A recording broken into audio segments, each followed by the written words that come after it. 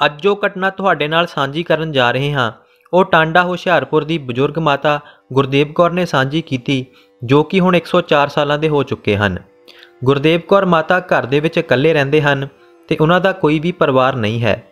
ਪਰਿਵਾਰ ਨਾ ਹੋਣ ਪਿੱਛੇ ਇੱਕ ਬਹੁਤ ਹੀ ਹੈਰਾਨ ਕਰ ਦੇਣ ਵਾਲਾ ਸੱਚ ਹੈ, ਇੱਕ ਐਸਾ ਸੱਚ ਜਿਸ ਨੂੰ ਸੁਣ ਕੇ ਹਰ ਕੋਈ ਦੰਗ ਰਹਿ ਜਾਂਦਾ ਹੈ। ਮਾਤਾ ਗੁਰਦੇਵ ਕੌਰ ਦੱਸਦੇ ਹਨ ਕਿ ਮੇਰੇ ਪਤੀ ਮੇਰੇ ਵਿਆਹ ਤੋਂ 2 ਸਾਲ ਬਾਅਦ ਹੀ ਪੂਰੇ ਹੋ ਗਏ ਸੀ ਤੇ ਮੇਰਾ ਇੱਕੋ ਇੱਕ ਲੜਕਾ ਸੀ ਹਰਨਾਮ ਸਿੰਘ।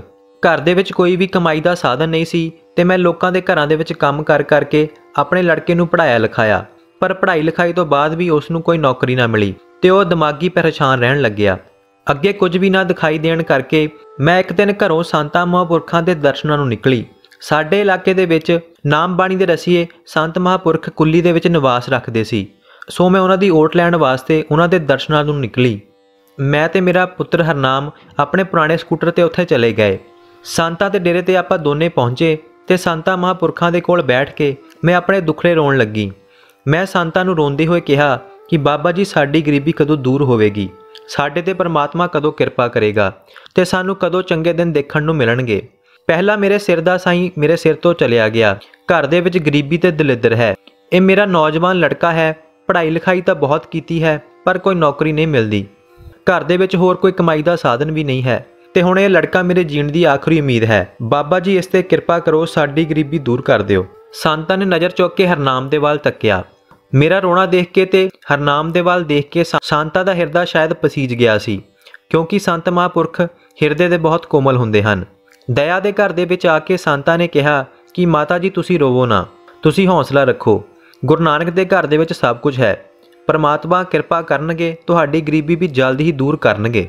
ਇੰਨੀ ਗੱਲ ਕਹਿ ਕੇ ਬਾਬਾ ਜੀ ਨੇ ਆਪਣੀ ਜੇਬ ਦੇ ਵਿੱਚੋਂ 50 ਰੁਪਏ ਕੱਢੇ ਤੇ ਹਰਨਾਮ ਨੂੰ ਦੇ ਦਿੱਤੇ ਤੇ ਕਿਹਾ ਕਿ ਬੇਟਾ, ਕਿਰਤ ਕਰੋ, ਪਰਮਾਤਮਾ ਆਪ ਹੀ ਤੇਰੀ ਕਿਰਤ ਦੇ ਵਿੱਚ ਬਰਕਤਾਂ ਪਾਉਣਗੇ। ਇੰਨੀ ਗੱਲ ਹੋਈ ਹੀ ਸੀ ਕਿ ਮੈਂ ਆਪਣੇ ਲੜਕੇ ਹਰਨਾਮ ਦੇ ਹੱਥੋਂ ਉਹ 50 ਰੁਪਏ ਖੋਹ ਕੇ ਬਾਬਾ ਜੀ ਨੂੰ ਵਾਪਸ ਕਰ ਦਿੱਤੇ ਅਤੇ ਕਿਹਾ ਕਿ ਬਾਬਾ ਜੀ, ਆਪਾਂ ਤੁਹਾਡੇ ਮਹਾਂਪੁਰਖਾਂ ਤੋਂ ਪੈਸੇ ਕਿਵੇਂ ਲੈ ਸਕਦੇ ਹਾਂ, ਤੁਸੀਂ ਵੈਸੇ ਹੀ ਕਿਰਪਾ ਕਰੋ, ਸਾਡੀ ਗਰੀਬੀ ਦੂਰ ਕਰ ਦਿਓ। ਪਰ ਮੇਰੇ ਅੰਦਰ ਕਿਤੇ ਨਾ ਕਿਤੇ ਗੁੱਸਾ ਸੀ। ਪਰ ਸੰਤਾਂ ਨੇ ਫਿਰ ਕਿਹਾ ਕਿ ਇਹ 50 ਰੁਪਏ ਆਪਣੇ ਕੋਲ ਰੱਖ ਲਵੋ।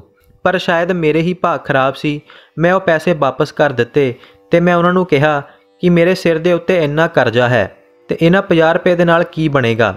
ਮੈਂ ਗੁੱਸੇ ਦੇ ਨਾਲ ਸੋਚਿਆ ਕਿ 50 ਰੁਪਏ ਦੇ ਨਾਲ ਮੇਰੇ ਸਿਰ ਦਾ ਭਾਰ ਕਿਵੇਂ ਉਤਰ ਸਕਦਾ ਹੈ।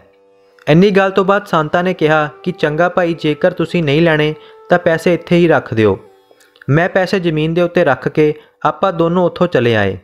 ਆਪਾਂ ਹਾਲੇ ਬਾਹਰ ਜਾ ਹੀ ਰਹੇ ਸੀ ਕਿ ਪਿੱਛੋਂ ਸੰਤਾਂ ਦਾ ਗੁੜਵਈ ਆਇਆ ਅਤੇ ਕਹਿਣ ਲੱਗਿਆ ਕਿ ਮਾਤਾ ਜੀ, ਤੁਹਾਡੇ ਲੜਕੇ ਨੂੰ ਸੰਤਾਂ ਨੇ ਵਾਪਸ ਬੁਲਾਇਆ ਹੈ।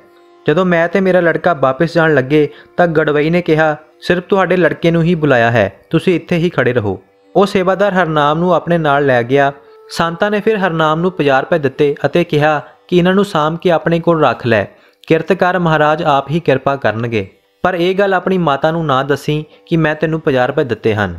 ਇੰਨੀ ਗੱਲ ਤੋਂ ਬਾਅਦ ਹਰਨਾਮ ਵਾਪਸ ਆ ਗਿਆ ਤੇ ਸਕੂਟਰ ਕੱਢਣ ਲੱਗਿਆ ਤੇ ਮੈਂ ਉਸ ਨੂੰ ਪੁੱਛ ਲਿਆ ਕਿ ਸੰਤਾਂ ਨੇ ਤੈਨੂੰ ਕਿਉਂ ਬੁਲਾਇਆ ਸੀ, ਤਾਂ ਉਸਨੇ ਆਖਿਰ ਆਪਣਾ ਵਾਅਦਾ ਤੋੜ ਕੇ ਦੱਸ ਹੀ ਦਿੱਤਾ ਕਿ ਸੰਤਾਂ ਨੇ ਮੈਨੂੰ 50 ਰੁਪਏ ਦਿੱਤੇ ਹਨ ਅਤੇ ਕਿਹਾ ਹੈ ਕਿ ਆਪਣੀ ਮਾਤਾ ਨੂੰ ਨਾ ਦੱਸੀ।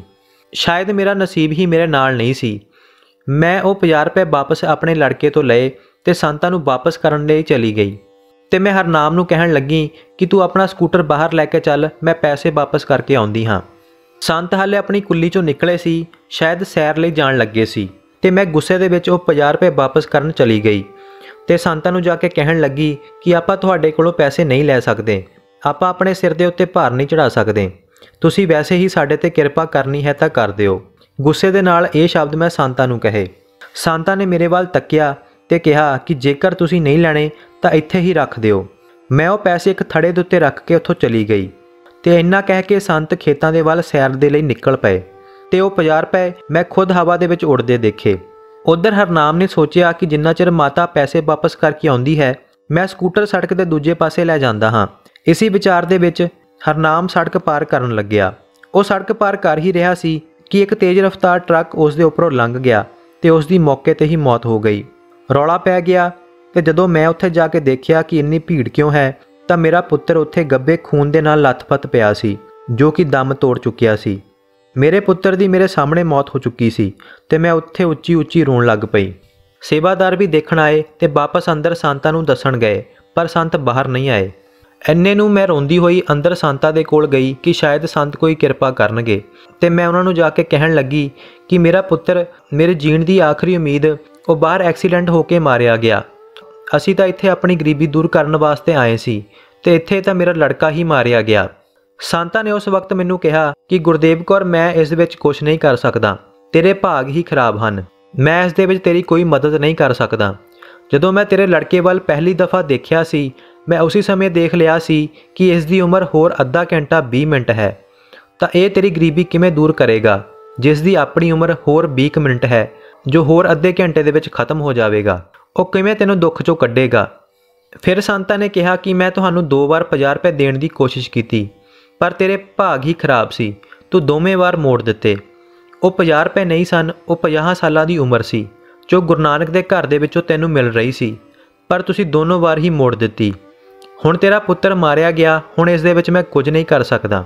ਸੋ ਇਸ ਤਰ੍ਹਾਂ ਗੁਰਦੇਵ ਕੌਰ ਦੇ ਨਾਲ ਜੋ ਕੁਝ ਵੀ ਹੋਇਆ, ਉਹ ਉਸਨੇ ਆਪਣੀ ਜ਼ੁਬਾਨੀ ਦੱਸਿਆ ਤੇ ਕਿਹਾ ਕਿ ਮੈਂ ਸੰਤਾਂ ਮਹਾਂਪੁਰਖਾਂ ਦੇ ਬਚਨ ਨਾ ਸਮਝ ਸਕੀ। ਸਿੱਧੇ ਤੌਰ 'ਤੇ ਸੰਤ ਮਹਾਂਪੁਰਖ ਕੁਝ ਨਹੀਂ ਕਹਿੰਦੇ, ਸਿਰਫ ਇਸ਼ਾਰਿਆਂ ਦੇ ਵਿੱਚ ਹੀ ਗੱਲ ਕਰਦੇ ਹਨ। ਲੋੜ ਹੁੰਦੀ ਹੈ ਸਮਝਣ ਦੀ ਤੇ ਬਚਨ ਨਿਭਾਉਣ ਦੀ, ਪਰ ਮੈਂ ਉਹ ਬਚਨ ਸਮਝ ਨਾ ਸਕੀ, ਤੇ ਅੱਜ ਮੈਂ ਇਕੱਲੀ ਹਾਂ ਤੇ 104 ਸਾਲ ਦੀ ਉਮਰ ਹੋ ਚੁੱਕੀ ਹੈ, ਤੇ 24 ਸਾਲਾਂ ਦੇ ਵਿੱਚ ਮੇਰਾ ਪੁੱਤਰ ਮਾਰਿਆ ਗਿਆ ਸੀ। ਉਦੋਂ ਤੋਂ ਅੱਜ ਤੱਕ ਮੈਂ ਇਕੱਲੀ ਹੀ ਰਹਿ ਰਹੀ ਹਾਂ ਤੇ ਵਾਹਿਗੁਰੂ ਦਾ ਜਾਪ ਕਰਦੀ ਆ ਰਹੀ ਹਾਂ।